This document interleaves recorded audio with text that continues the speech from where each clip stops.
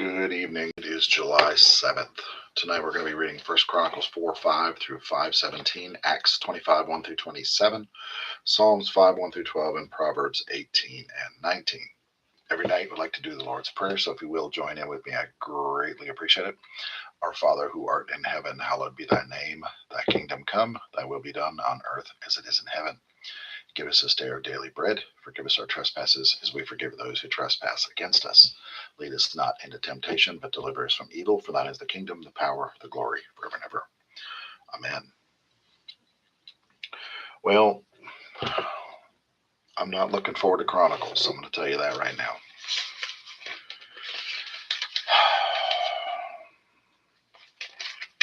More names.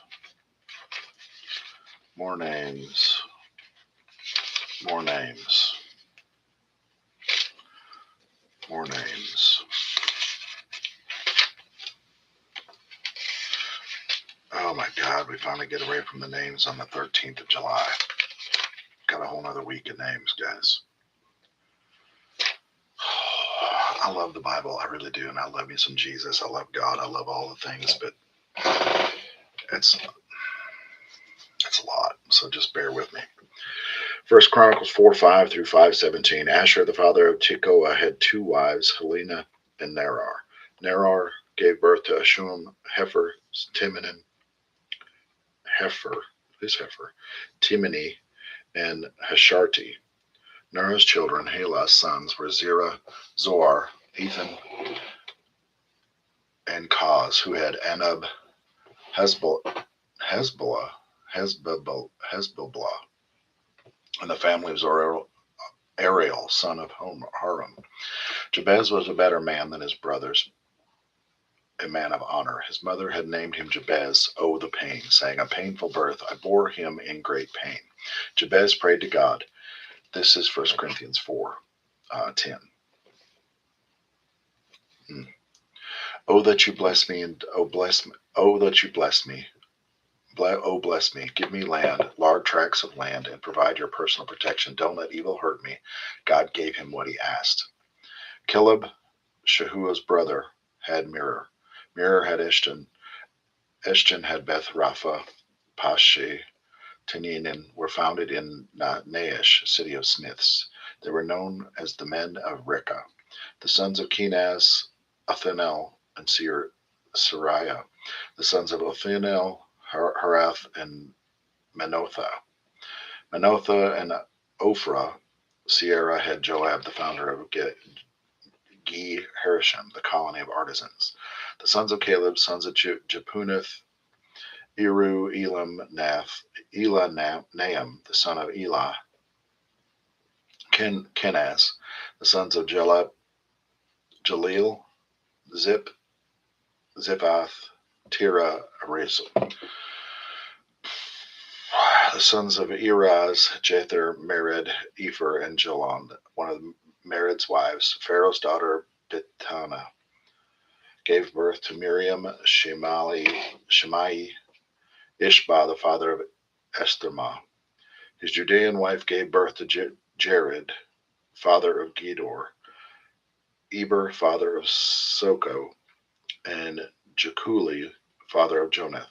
The sons of Hodiah's wife, Naam's sisters, the father of Kilian, Garmite, and Ashtuma, and Makathite.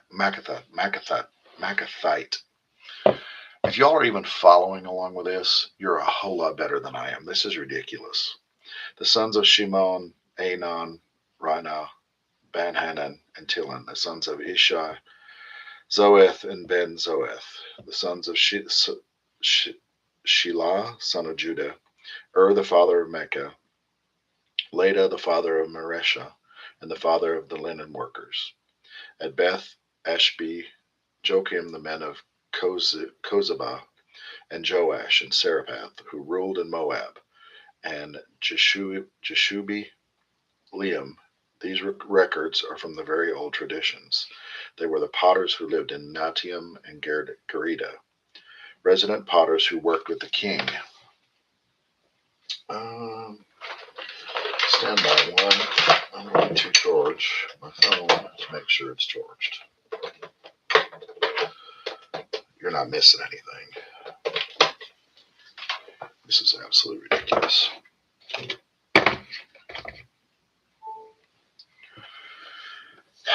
wouldn't hurt to skip a couple pages of this. This is just a lot. The Simeon family tree: Nemuel, Jarman, Jerib, Jerath, and Shul. Shul had Shamal, Shamal had Mizbas, and Mizbas had Misham. The sons of Misham: Hamuel had Zakur, Zakur had Shemi. Shemi had 16 sons and 6 daughters. His brothers were not nearly as prolific and nearly became a larger family of Judah.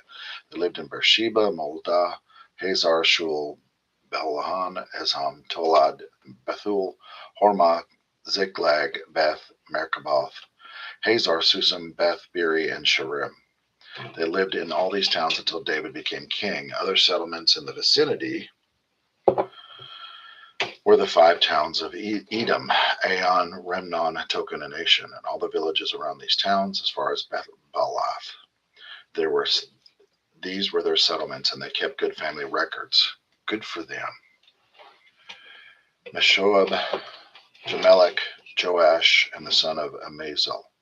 Joel, Jua, the son of Jeshoba, the son of Sarah, the son of Esila, Alenani, Jacobah, Jashai, Ashi, Ade, Jeshemil, Benai, Ziza, the son of Zephi, the son of Elon, the son of Jediah, the son of Shemiri, the son of Shemaiah. All these were the leaders in their families. They prospered and increased in numbers, so they had to go as far as Gerar, to the east of the valley, looking for pastures for their flocks. And they found it: lush pasture, lots of elbow room, peaceful and quiet. Some Hamites had lived there in former times, but the men in these families' trees came from Hezekiah was king in Judah and attacked the Hamites, tearing down their tents and houses. There was nothing left of them as you can see today. Then they moved in and took over because of the great pasture land. 500 of these Simeonites went in and invaded the hill country of Seir, led by Peletha, Neria, Raphael, Azul, the sons of Ishur. They killed all that escaped Amalekites who were still around and they still live there. The family of Reuben, the firstborn of Israel. Through Reuben is Israel's firstborn. After he slept in his father's concubine, a defiling act, his rights as the firstborn were passed on to the sons of Joseph, sons of Israel. He lost his firstborn place in the family tree, and even though Judah became the strongest of his brothers and King David eventually came from the family, the firstborn rights stayed with Joseph. The sons of Reuben, firstborn of Israel: Hanok, Pulua, Hezron, and Carmi. The descendants of Joel: Shemaiah and his son, Gog his son, Shemaiah his son, Micah his son, Reah his son, Rubal his son, and Perar his son, whom Tiglath-Pileser, king of Assyria, took into exile.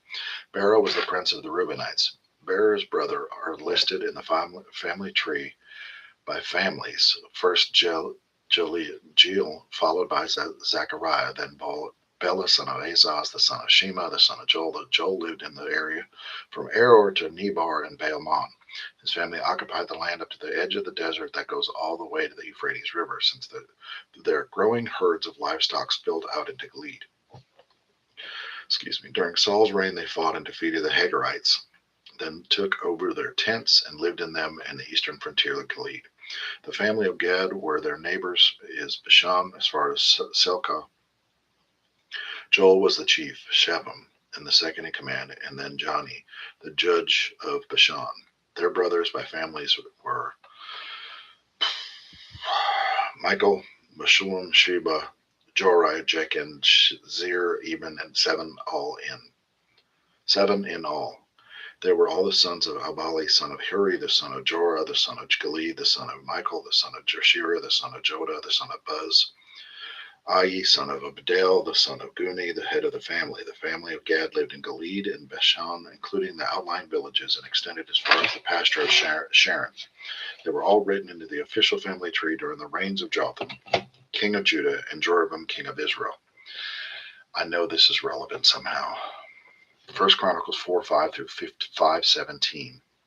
This section highlights several genealogies, but buried within the names is a powerful lesson. We see the story of Jabez, who prayed for God's blessings, expanded the influence, guidance, and protection, and God granted him his request. This chapter also requires tribes to prosper. that prospered when they trusted God and defeated their enemies. The overall message is this faithfulness, is that faithfulness to God brings blessings, provision, and victory, even in lists of names. God remembers us that every life matters and that obedience leaves a lasting legacy. That's a lot. We got like another 7 days of that, so enjoy. 3 days, Acts 25, 1 through 27. 3 days after Festivus arrived in Caesarea to take up his duties as governor, he went up to Jerusalem. The high priest and top leaders renewed their vendetta against Paul. They asked Festus if he wouldn't please do them a favor by sending Paul to Jerusalem to respond to the charges. A lie, of course. They received their old plot to set an ambush and kill him along the way. Festus answered that Caesarea was the proper jurisdiction for Paul, and that he himself was going back there in a few days. You're perfectly welcome, he said, to go back with me and then accuse him of whatever you think he's done wrong. About 8 to 10 days later, Festus returned to Caesarea. The next morning, he took his place in the courtroom and had Paul brought in. The minute he walked in, the Jews had come down from Jerusalem, were all over him, hurling the most extreme accusations, none of which they could prove. Then Paul took the stand and said simply, I've done nothing wrong against the Jewish religion or the temple or Caesar, period. Festus, though, wanted to get on the good side of the Jews, so he said, how would you like to go up to Jerusalem and let me conduct your trial there? Paul answered, I'm standing at this moment before Caesar's bar of justice, where I have a perfect right to stand, and I'm going to keep standing here. I've done nothing wrong to the Jews, and you know it as well as I do. If I've committed a crime and deserve death, name the day I can face it. But if there's nothing to their accusations, and you know there isn't, nobody can force me to go along with their nonsense. We've fooled around here long enough. I appeal to Caesar. Festus huddled with his advisors briefly and gave the verdict. You've appealed to Caesar, you'll go to Caesar. A few days later, King Agrippa and his wife Bernice visited Caesarea to welcome Festivus to his new post. After several days, Festivus brought up Paul's case to the king. I have a man on my hands here, prisoner left by Felix. When I was in Jerusalem, the high priest and Jewish leaders brought a bunch of accusations against him and wanted me to sentence him to death. I told him that wasn't the way we Romans did things. Just because a man is accused, we don't throw him out to the dogs. We make sure the accused has a chance to face his accusers and defend himself of the charges. So when they came down here, I got right down the case. I took my place in the courtroom and put the man on the stand. The accusers came at him from all sides, but their accusations turned out to be nothing more than arguments about their religion and a dead man named Jesus, who the prisoner claimed was alive. Since I'm a newcomer here and don't understand everything involving in cases like this, I asked if he'd be willing to go to Jerusalem and be tried there. Paul refused and demanded a hearing before His Majesty in his highest court. So I ordered him returned to custody until I could send him to Caesar in Rome. Agrippa said, I'd like to see this man and hear his story. Good, said Festivus. We'll bring him in first thing in the morning and you'll hear it for yourself. The next day, everybody who was anybody in Caesarea found their way into the great hall. Along with the top military brass, Agrippa and Bernice made a flourishing grand entrance and took their places. Festivus then ordered Paul brought in. Festivus said, King Agrippa and his distinguished guest, take a good look at this man. A bunch of Jews petitioned me first in Jerusalem and later here to do away with him. They have been most vehement in demanding his execution. I looked into it and decided that he had committed no crime. He requested a trial before Caesar, and I agreed to send him to Rome. But what am I going to write to my master, Caesar? All the charges made by the Jews were fabrications, and I've uncovered nothing else. That's why I brought him before this company, especially you, King Agrippa, so can we make up with something in the nature of a charge that will hold water. For it seems to me silly to send a prisoner all the way to trial and not be able to document what he did wrong. Okay, that actually made up for Corinthians. Man, that Corinthians is just awful. Acts 25, 1 through 26. And God, I don't mean it blasphemous. That's a lot. Paul remains in prison. Breakdown of Acts 25, 1 through 27. Paul remains in prison, but God continues his circumstances for his glory. The Jewish leaders seek to have Paul killed, yet God protects him when the new governor, Porcius Festus, pressures Paul to return to Jerusalem. Paul exercises legal right and appeals to Caesar. Later, Herod Agrippa II hears Paul's case. The key lesson is that God's plan cannot be stopped by opposition. What looked like a prison sentence was actually God's way to get Paul to Rome, just as he had promised. So the next couple of days, this is going to get good in Acts. I mean, in Psalm. In Acts, excuse me. Psalms 5, 1 through 12. Listen, God, please pay attention. Can you make sense of these ramblings, my groans and cries? God, King God, I need your help. Every morning you'll hear me at it again. Every morning I lay out the pieces of my life on your altar and watch for fire to descend. You don't socialize with wicked and you invite evil over as your house guest, or invite evil over as your house guest. Hot air boaster collapses in front of you and you shake your head over mischief maker. God destroys lie speaker, bloodthirsty, and truth bender disgust you. And here I am, your invited guest. It's incredible. I enter your house, here I am, prostrate in your inner sanctum, waiting for directions to get me safely through enemy lines. Every word you speak is a landmine. Their lungs breathe out poison gas, their throats are gaping graves, their tongues slick as mudslides. Pile on the guilt, God. Let their so-called wisdom wreck them. Kick them out. They've had their chance, but you'll welcome us with open arms. When we run for cover to you, let the party last all night. Stand guard over our celebration. You are famous. God for welcoming, God seekers for decking us out in delight. Breakdown of Psalms 5, 1 through 12. The Psalms teaches us how to start the day. David brings his prayer to God early and waits expectantly for an answer. He contrasts the fate of the wicked with the protection of righteousness. David's confidence isn't in his own goodness, but in God's mercy. The takeaway: begin each day seeking God, trusting Him to guide your steps, protect you from evil, and surround you with favor like a shield. I just had a thing about that today about um, surrendering to God every single morning. Proverbs 18:19. Do a favor and win a friend forever. Nothing can untie that bond. The breakdown of Proverbs 18:19. A brother offended is harder to win than a strong city. This proverb teaches that broken relationships can become deeply entrenched. Physical walls are easier to tear down than emotional walls built through hurt, betrayal, or pride. The lesson is to guard your words, pursue reconciliation quickly, and handle conflict with humility before resentment hardens the heart.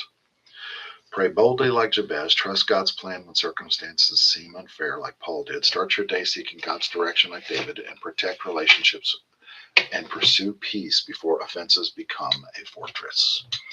No one told you today. I love you and I appreciate you. Thank you for joining in. We will see you tomorrow. It will be July 8th. We've got more Chronicles. Got a few more days of it. I love you. I love you. I love you. We'll see you tomorrow.